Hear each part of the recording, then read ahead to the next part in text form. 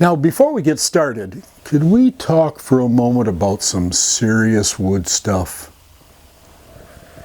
The Stumpy Nubs network is all about the average woodworker. So here on my corner, it's going to be the same. We're not going to promote any particular product, any particular saw. Oh yeah, we'll talk about some of the higher end saws. We'll talk a lot about the lower end ones as well. Remember, it's all about you, the average woodworker, and what you might have in your shop.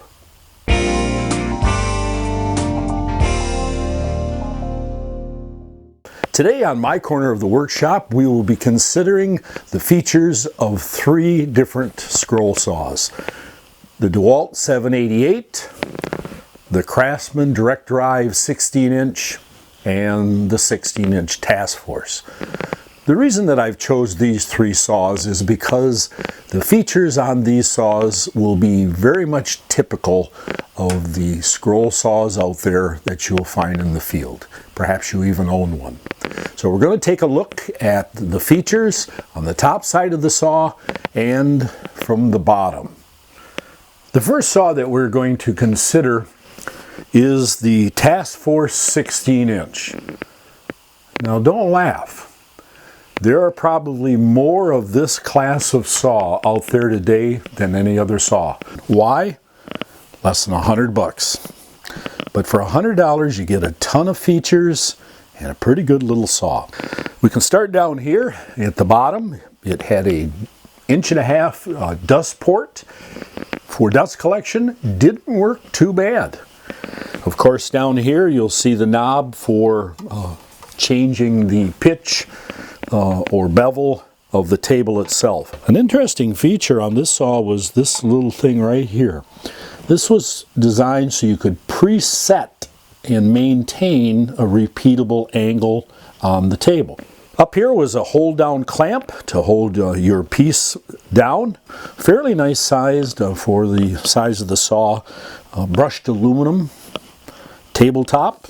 This saw had a little diaphragm pump in the arm, which made for a very effective blow-off device. It had a 2.5 amp motor, sealed up very nicely. Here is the variable speed control. You're probably going to notice the knob is broke here and over here. That's what happens when you let Stumpy play with the tools. The blade clamp, top and bottom, are similar. It's a through screw.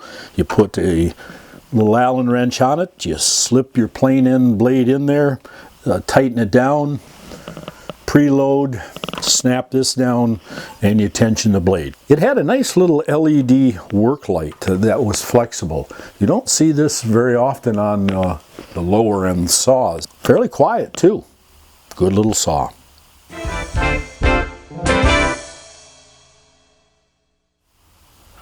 Welcome to my favorite part of the show, Around the Corner Tip of the Week. So, you have a scroll saw that doesn't have an air blow off, and the dust is piling up so thick that you can't even see the lines on your template. Now you might think, that really sucks. But really the problem is your saw don't blow. So, let's see how that can be remedied.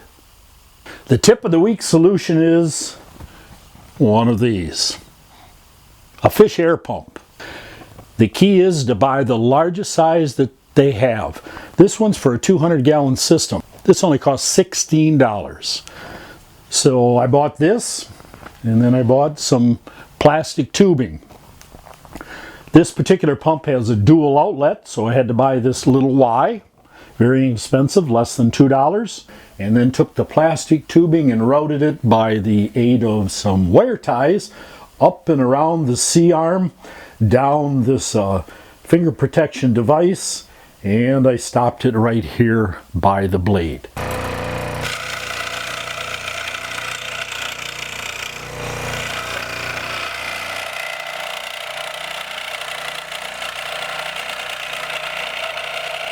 So that's the around the corner tip for the week.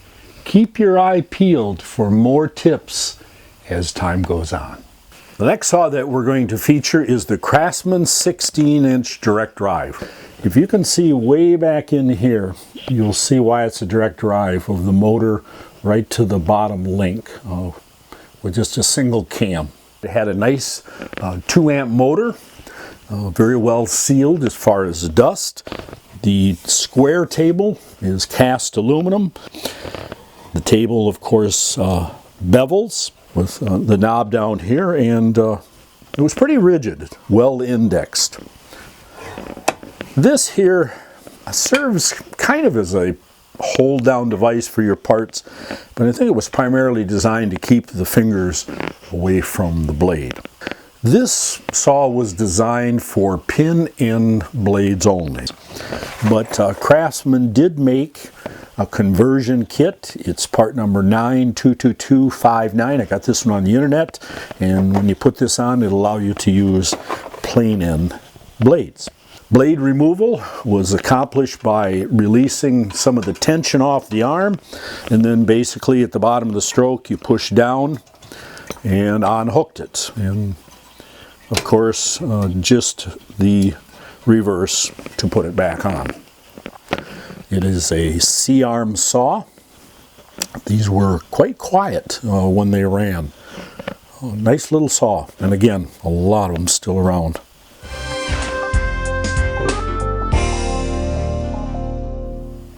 So let's talk for a minute about scroll saw accessories. Well, I know there's a lot of different things that you could buy for your saw, but I'd like to mention just a few that I find not only cool, but very practical as well. Now, almost a must-have for any scroll saw is a foot switch. Not all that expensive. You plug your saw into the foot switch into the wall, and then basically on and off with a foot. Now, this is practical for a couple of reasons. One, if you break a blade, you can immediately stop the saw.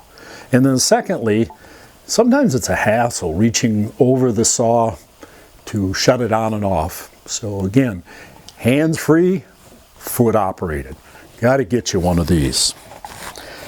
Another item that I find very useful is one of these LED lights. They're flexible, they got a magnetic base, attaches right to your table.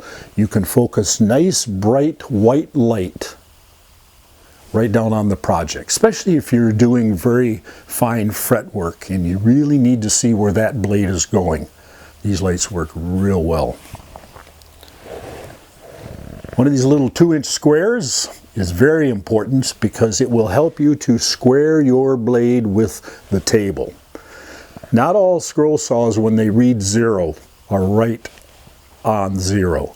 So this will allow you to make sure you're perfectly perpendicular so that you're not cutting a bevel when you don't want one. One of these little measurements devices is very handy as well. It slides back and forwards. It'll allow you to measure project pieces, a lot of other things. You can lay it right on the table. A nice pair of tweezers is a very good idea. It'll allow you to pick those little sawed out pieces out of the project to move things around a little bit. Very handy. A little brush often comes in very handy.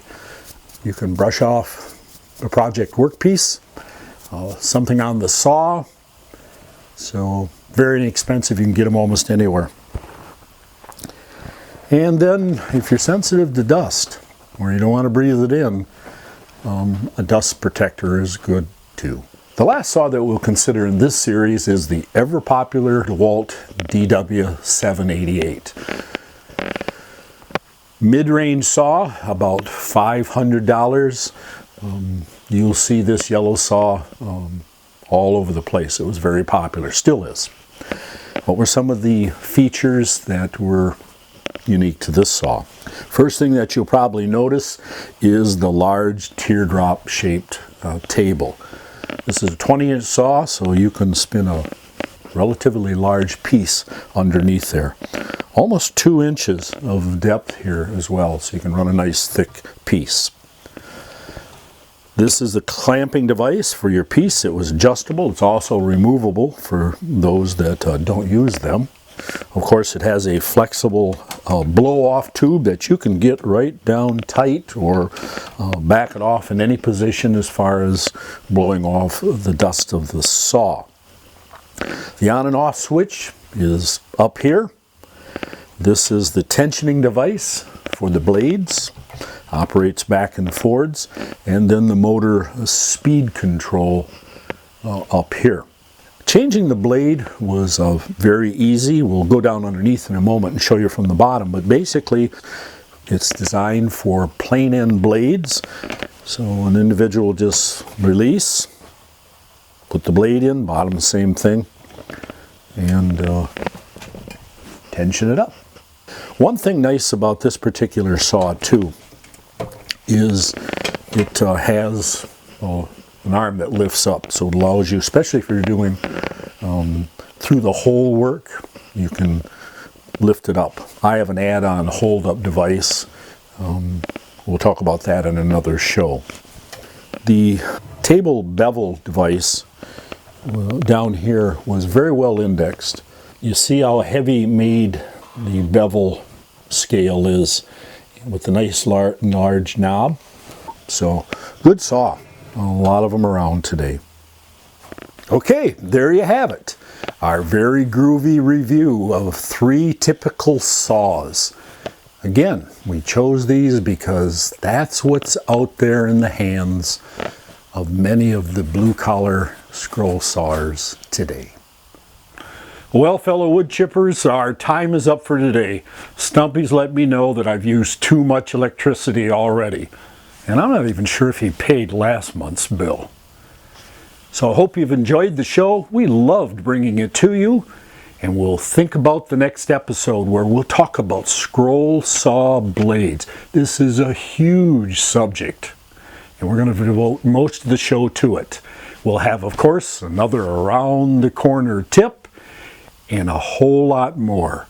So remember, you can trust Mike, because I would never pull your stash.